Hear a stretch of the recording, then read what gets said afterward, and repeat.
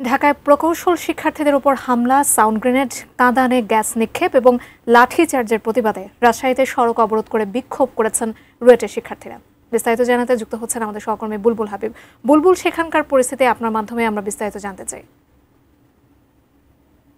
বিকেল 4টার দিকে যে শুরু হওয়া যে আন্দোলন শিক্ষার্থীদের নগরীর তালাইবাড়ি মোড় এলাকায় সড়ক অবরোধ করে তাদের যে আন্দোলন কর্মসূচি সেটা কিন্তু এখন পর্যন্ত চলছে, অর্থাৎ প্রায় 3.5 ঘন্টার মতো 3 ঘন্টার মতো হতে চললো এই কর্মসূচিটি।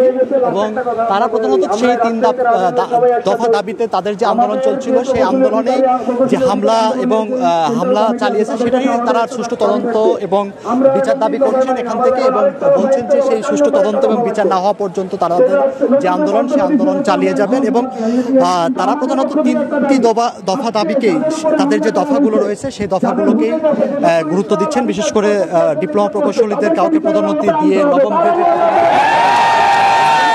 এর বাহিরে 10ম গ্রেড চাকরিতে প্রবেশিকা স্নাতক প্রকৌশলীদের সুযোগ দিতে হবে সেটা বলছেন। তাদের যে আন্দোলন সেই আন্দোলন এখন পর্যন্ত চলছে। এই আন্দোলনের কারণে আমরা দেখেছি যে এখানে যে মহাসড়কটি অত্যন্ত গুরুত্বপূর্ণ একটি মহাসড়ক, সড়কটি কিন্তু একদম বন্ধ করে দেওয়া হয়েছে এবং কোনো যানবাহন চলাচল করছে না, ফলে সাধারণ মানুষদের যে ভোগান্তি। তো আমরা যদি একজনের সাথে কথা বলার চেষ্টা করি, আসলে আপনাদের এই দাবির বিষয়ে যদি একটু বলেন, এই দাবির বিষয়ে যদি বলেন কতক্ষণ পর্যন্ত চলবে আন্দোলন? আমাদের আন্দোলন প্রায় শেষ, আমাদের এখান থেকে সমাপ্তি। আমরা আজান যেহেতু দিয়ে দিয়েছে, আমাদের সেই দুপুর থেকে আন্দোলন চলছে।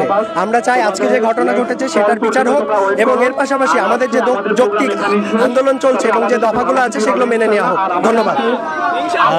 যাকে শুনছিলেন যে আসলে এই আন্দোলনটা তারা এই মুহূর্তে শেষ করলো এবং তারা তাদের যে দাবিটা জানাচ্ছে সেই দাবিগুলোর সুষ্ঠু তদন্ত করবে এবং যারা হামলা করেছে তাদের বিচারের আওতায় আনবে এবং তাদের যে 3 দফা আন্দোলন করছিলেন